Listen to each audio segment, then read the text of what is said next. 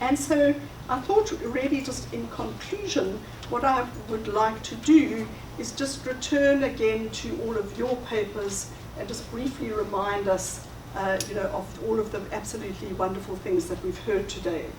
And just to say how much I've learned from listening to all the papers.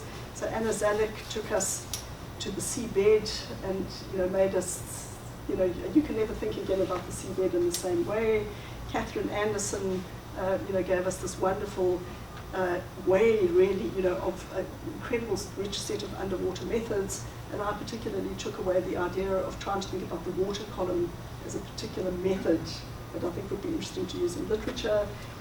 Othon Alexandrakis, I think for me focused very much on the moment of sinking, what that actually means, that particular moment in the journey. Then there was a wonderful panel on oceanic orientations, and Sandra Whitmer reminded us of the Pacific Islands and this extraordinary thing about how these islands of phosphate is spread across New Zealand. And then Tyler Ball and Cass Banning gave us this wonderful contemplation on the idea of the seer's method, and those were both wonderful papers.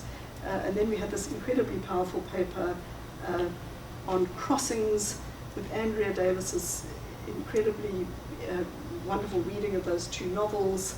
And for me also it was such an interesting example to think about creolized oceans, to think about the Kalapani and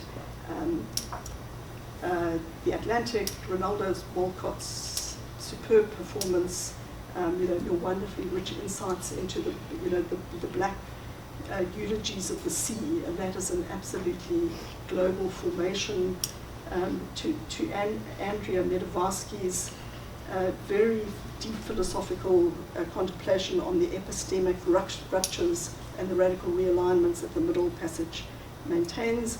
And then this really fascinating final panel with Patrick Taylor, again through a novel and family history, contemplating on history, fiction and archive. Arun Chowdhury's really fascinating